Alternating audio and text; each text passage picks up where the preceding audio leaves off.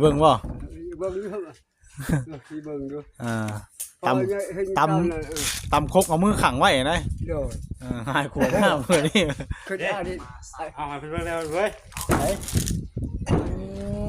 นอนอยู่ดีๆทุกวันนี่บ่เพื่อนตู้โจยนะหายทวนรถจักเนาะตีกาจับเล็กๆนี่เนาะเพื่อนตู้โจยกี่ได้พี่น้องเอ้ยนี่ใส่แว่นขาวๆคือว่ะคือประตูว่ะคือคนละคนน่ะอ้ายกับน้องบ่จักน่ะอันนี้มีเครื่องมามอบให้พี่น้องเนาะน้องแค่พลบ่น่ะโอ้ย้อนยุคว่าย้อนไปดีเด้นี่30กิโลมาแม่นแล้วใส่เสื้อขาวตัวนี้น่ะตู้เห็นใช่เนาะตบไว้แล้วก็แว่นตาดิเดี๋ยวตาได้ยังนี้นะยังอยู่ตบทิ้งหมดล่ะทิ้งไปยังมันขึ้นตะบอดบ่ว่าเป็นยังคือว่าประตูโจคือบ่คือฮะคือคนละคนเนาะมีขนมอันนี้กับน้องจักขนมน้ำพี่น้องเลยคือผมย้อนดูในคลิปเหมือนยัง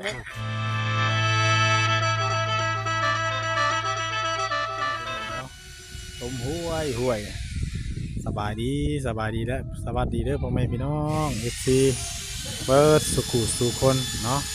นี่ก็ยังอยู่เพื่อนตู้โจยคือเก่าเด้อพี่น้องเลยเพื่อนหัวกดคือเก่าโอ้สร้างคนกำลังเข้าบานวงยืนเนาะพี่น้องเนาะวงเข่าเนี่ยถือว่าสำเร็จเสร็จสิ้นวันนี้ก็ได้ทางวัดแสนมันก็ได้จ่ายเงินส่วนที่เดือเนาะให้สร้างเป็นที่เรียบร้อยถือว่าจบงานมานี่พี่น้องเลยเนาะทางเฮือนซานบ้านน้องไทยพลกับลุงโจยเนาะเพิ่นก็เสร็จสิ้นภารกิจเพิ่นก็สิออกไปให้ไปสวนไปให้ไปหน้าเนาะมีแต่ทั้งตู้โจยเพิ่นเห็นแล้วก็ทำความสะอาดบ้านนี้อนามัยเด้อประตูเด้อบายดีเด้อประตูบายดีก็เป็นไอแท้เดียวนี่ฮะช่วงแห้งไอบ้านนี้เป็นยังคือไอตากลมบ่คืนนี่แต่ก้านเด็กกว่าจักอยู่บ้างกินเลยละไอจ้ะ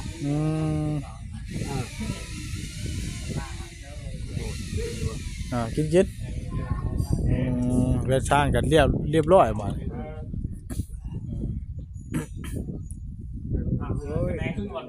มีแห้งหรือเปล่ามีแห้งแล้วเนาะตกยามาอยู่นี้หรือฮะว่ากับตกลงมาเยอะมานี่คือว่ามาอยู่นี่นอนในบ้านทั้งสองหลังเนาะน้ำมอยากกันเนี่ยแต่น้ำสำคัญครับเอามาล็อกไว้นี้นี่แต่ติดพื้นลงไฟใส่เบิ้ลแรกก็ใส่กระสอบทิศก็ติดตั้งไว้หลังสีนี่ก็เล่ไปทั้งนั้นแน่นี่ทั้งหน้าบ้านแน่บ้านนี่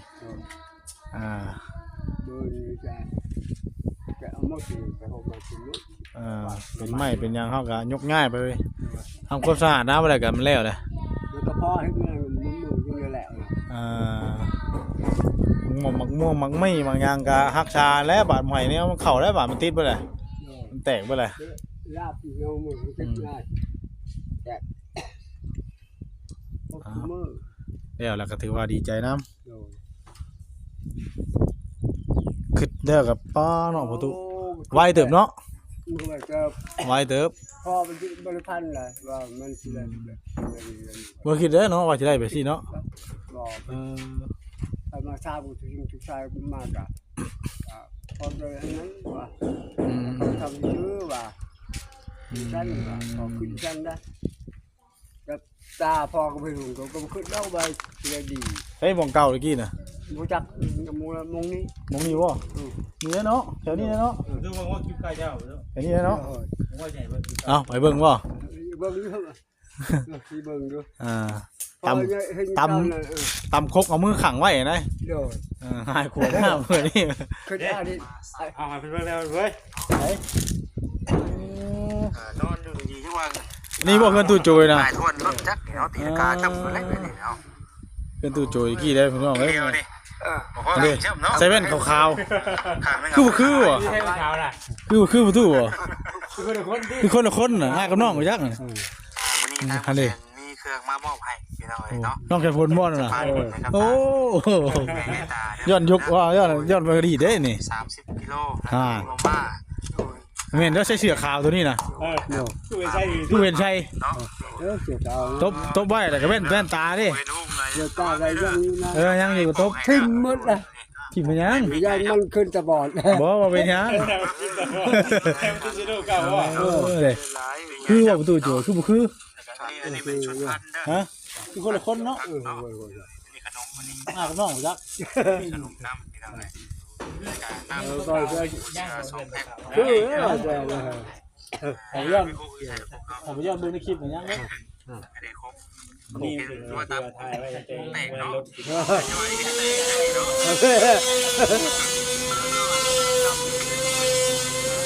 ไม่สองอันแต่ว่าแตกหนึ่งก้อนตัวนั้นเตะเขาก็จะเอามาใช้อีกแบบนี้ลูกชายชื่อยังลูกชาย ชื่อซึกมัน เชิบ ชื่อเชิกบอก โดย ว่าชื่อเชิกคนติ แต่คนกับมันต้องชื่อ เรือชื่อเครื่องอยู่เด้อโดนกระสิมอบให้ไว้ใส่ในครัวเจ้านะพอเลยเด้อเอาไว้ซื้ออยู่ซื้อกินแล้วเลยที่ว่าพอ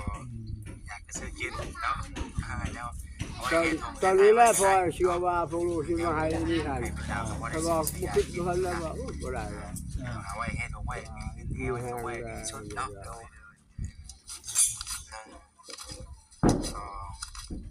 ผมบ่รักไฟนี่มันแม่นอยู่ เบิ่งปั้นไปตอนนั้นน่ะ 400,000เนาะ400,000 ตอนขึ้นเรือนเลยตอนบางแสนขึ้น 9 ยันเลยบางแสนตกเตือนกับปุ่มหนึ่งขึ้นมาตอนนี้ก็พอให้แล้วฮะ สบายดีแล้วเป็น มาเลขว่ามาเลขว่า มามื้อแรกได้ มีเลขเนาะมาเลขเนาะตะกันมามื้อแรกดูเดินตาขาวอ่ะ ผมก็เรื่องข้าวนี่เนาะ ตาอยู่แล้ว คือ ชื่อว่าอยู่ดิ คืออ่ะ คือตัวนี้เนาะแล้วพอเราเดินทีนี้ตรงแบบตาหล่อเนี่ยเขาเคยไปใช่ไหมเคยเลยเลย เห็นบ่ โดย อาโจย อาจุย จุย อาจุย อาโจยเนาะเสียอาโจยประตูโจยเนาะประตูโจยพี่น้องเอ้ยเนาะ เมื่อกี้นั่นเบิ่จักเราหน้าตาเป็นบ่ได้เนาะนี่จะเสียงเนาะ นี่จะเสียง ในเบื้องต้นเนี่ยมี ก็ ผู้ใหญ่มาช่วยเหลือเนี่ย โอ้คนช่วยรายแล้วนี่ครับ เห็นก็ว่าช่วย มันช่วยได้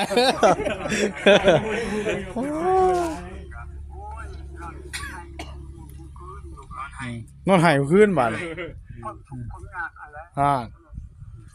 พอกับมัน ประตูจอยว่าเป็นได้ตะกี้ได้ ป่วยชิมาช่วยจังได้เนาะ ว่าเป็นได้ประตูจอยตะกี้ว่าเป็น บ้านนี้บ่อยากเป็นหยัง อยากลงลืมๆไปเรื่อยๆเดี๋ยวจะตายเห็นหุ่ม ตายเลย จะให้ดิ จะให้เลยเหรอ จะให้บ่อันโหยืนไปรูปแรกก็ยังหายพอหายเลยบ่เอาใจพออยู่บ้าน ท่านพ่อถือว่าสำเร็จไปเนาะเอ้าทีนี้เชือกยังไงนี่ ทาชี ว่าทาสีแอลพ่อโอ้นี่เด็กพี่น้องเลยสามารถเปิดได้บ่เนี่ยโทษขัดแน่โอ้เราไปเป็นจะหูเมาอยู่เนาะงามไปดินี่เดือนน้องสายฝนกับลุงโจยได้แล้วบ่ตัวนี้เนาะกินฮะเปิดได้บ่เฮ้ยโอ้เน่นนี่เนาะจะมาของใหม่ดินี่เนาะลูกแนน เรียบร้อยเนาะทั้งสร้างมื้อนี้ก็ถือว่าหลังจากเฮ็ดเทือนชาติมานี่ก็เฮาบ่เดือนกว่าเนาะว่ามันหลายอย่างเนาะพี่น้องเอ้ยเพิ่นแล้วเพิ่นก็เรียบร้อยบาดเนาะ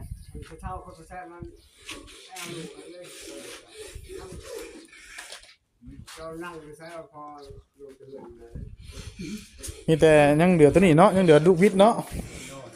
เหลือลูกวิทย์นี้พี่น้องเนาะว่าสุชางเพิ่นมื้ออื่นเพิ่นว่าสิมาใส่ใหม่ คือว่าสำเร็จบาทนี่อ๋องามคักดีเฮือนประตูนี่งาม พอเดือนละพอตายเองนะ ฮะ ว่าพอเขาหนังมา ไว้ใดก็ ว่าทรมานว่าเขานั่นก็ว่าพวกมาช่วยเดือนนั้นพอผูกเขาตายเลย ทรมาน โดยทรมานเขานั่นสปาก็บ่มีอาหารก็กินก็บ่มี อืม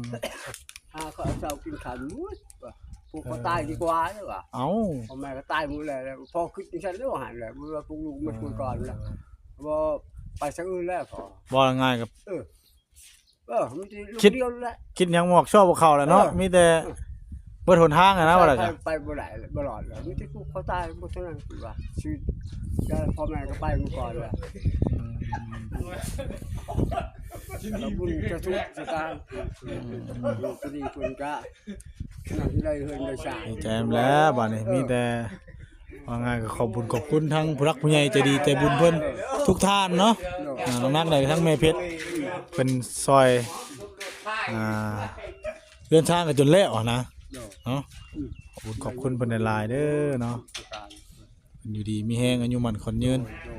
เพิ่นครอบครัวสู่ผู้ทุกคน เชียร์บ้านทั้งหลายเพิ่น ปีหน้าญาติเพิ่นมาอยู่ปีหน้าเพิ่นมาเบิ่งเฮือนนี่นะนี่เบิ่งเฮือนตู้ เพิ่นว่าเดือน2บ่ เดือน2บ่โอ้เพิ่นมาซะ เพิ่นมาแท้เพิ่นเว้าเพิ่นได้เว้าล่ะ ครับพอไปหับอยู่หอยชัยพอไปหลัดโลดมาซะถูกแล้วเพิ่นมาอยู่ดีๆจัดการ มาแน่นอนประตูเดือนชามประตูแล้วเรียบร้อยเพิ่นว่ามาอยู่ เอาว่าอยู่เมืองลาวนี่ให้เพิ่นไปอยู่นำเลยชวนมีหยังให้เพิ่นไปเฝ้าชวนพุ่น บ่ อยู่ไปซัก กินข้าวง่ายแล้วบ่มื้อนี้ ยังก่อน ยังบ่ทันกินอยู่ เพิ่นก็ไปกิน เอา แล้ว บ่อยากไว้ห่ะดีใจแฮงเฮือนแล้ว จนบ่กินข้าวเนาะบ่ธรรมดาเด้อ กินข้าวแก้วกับเพื่อนกินก่อน บ่แล้วเป็นจังไดเบิ่งคลิปกินเนี่ยเป็นจังไดเบิ่งเจ้าของย้อนหลัง ทรมานนี่อยู่ ทรมานอีหลี โดย คือคนละคนนี่ติ อืม นี่ตานี่เนาะเห็นยังนั่งตามคกแตกอยู่ติ เออ เปลี่ยนไปหลายเนาะประตูเนาะ โดย เปลี่ยนไปหลายประตูนี่ แล้วเขาบอกพอดมากเลยเล่นพอกินอยู่ที่เป้าขกอยู่แล้วคนตลอดเพราะนั้นมากก็บอกท่านเขาเล่าประตูอยู่ เรียนบอก บ้าน นะ เขาขกเขาน่ะ เรียนบอกคนทำได้บอกพ่อมาด่าเด้อ โดย นี่บ่โทรว่าหยังเพิ่นล่ะว่าโทรบอกเพิ่นว่าบ่โทรต้องเฮาใกล้ยอดมันพุ่นแล้ว แจ้งเพิ่นนำ นั่นแหละเป็นว่าเขาได้แล้วสองหาเริ่มว่าโอ้ยว่า สกอตใช่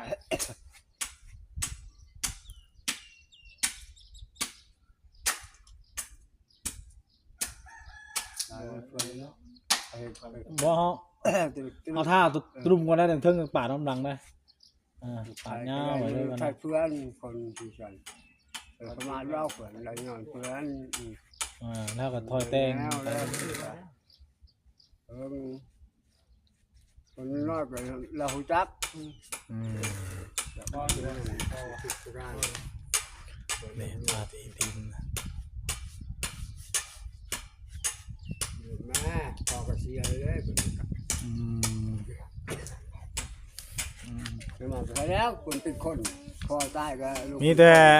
คือว่าแล้วประตูผู้ใหญ่ทั้งผู้ยักษ์ผู้ใหญ่เพิ่นเฮ็ดเพิ่นสร้างให้ทำนี่ก็ฮักษาบ้านนี้อะไร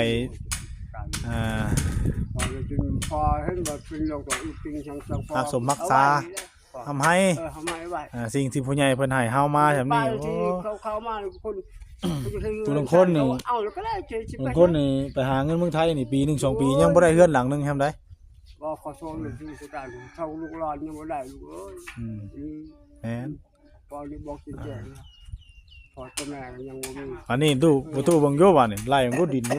แต่ปากทางปุ๊เพื่อนก็ได้2หลัง โด ห้องน้ำทำดอกหลานมีครบหมดทุกอย่างนะพื้นไฟซ้ำบ้านซ้ำเมืองแหละบาดเปิดแน่ เคียวนะเขาท่าอะไรอยู่บ่ของน้ำพ่ออยู่บ่ เขาจะนั่งบ่ไก่ บ้าน เดียวบ่พอสิเข้าเลยบ่พอบ่ ได้บ่ข้างนึงเลยคิดได้อยู่2ข้าง ฉพาะขางนี้ ทางหน้าเนี่ย เอาแต่ข้างหน้าเอาข้างเดียวนี้ เพราะขางนี้กับขางนี้นะ เออ ตู้นะไทยเองวัน เอ นี้ อ ถ้าเองได้อยู่แล้วว่า ก่อนถ่ายเองแล้ว ไปกับก้าวบอกชายอีกแล้ววันนี้เรียกวิ่ง มันเบิดเวียกคนเนาะ บอกไปเลยเนาะ โอ้คนใจแล้วอ้าวขอถ่ายอีกอะไรแล้วเห็นได้หกการมันว่าแบบนั้นแม่คุณตาขอถ่ายอีกอะไรดู แล้วคักแล้วบ้านนี้ประตูเอ้ยขึ้นไปก็มีน้ำไหลไฟสว่างนะว่าแล้วก็เกินซ่านกันหลังบักไงมีทั้งหลังน้อยหลังใหญ่บ้าน2คนพอลูกชายโสดเพิ่น2 แล้วเขาว่าห้องก็ได้ก็จะไว้นี่ขอรถคุณ นอนใส่ก็ได้นะ ขอรถคุณได้ ใส่ก็ได้ เอาคือปะไว้ก่อน ดีใจน้ำเป็นซ่านก็แล้วเบิดเลยวันนี้ เป็นสิว่าวันที่2แล้วคือคุณว่าจะประตูจ้าถูกพอนุกได้เพิ่นมามาเยี่ยม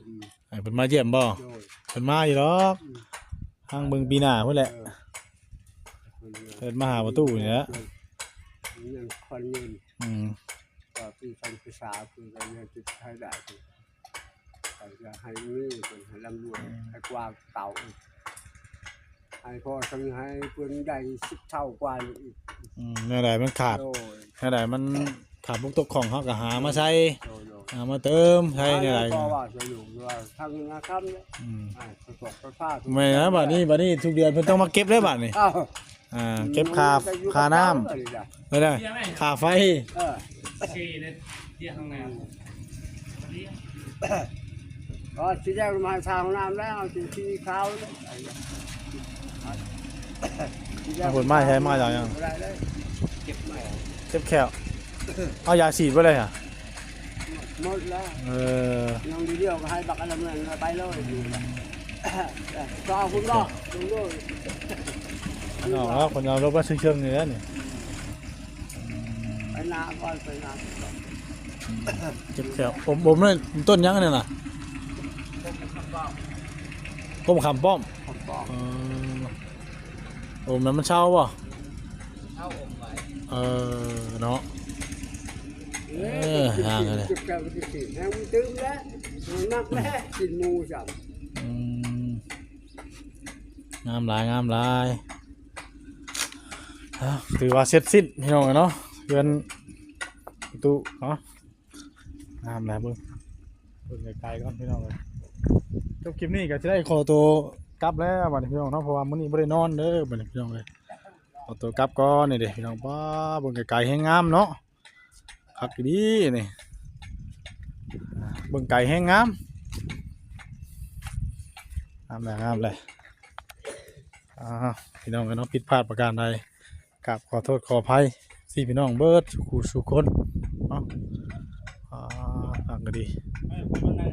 ไปโอเคพี่น้องกันเนาะ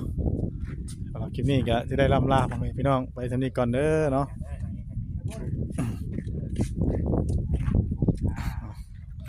สบายดีเด้อพี่น้องสบายดีพ่อๆกันไหมบ้านนี้มื้อต่อไปเด้อพี่น้องเด้อสบายดี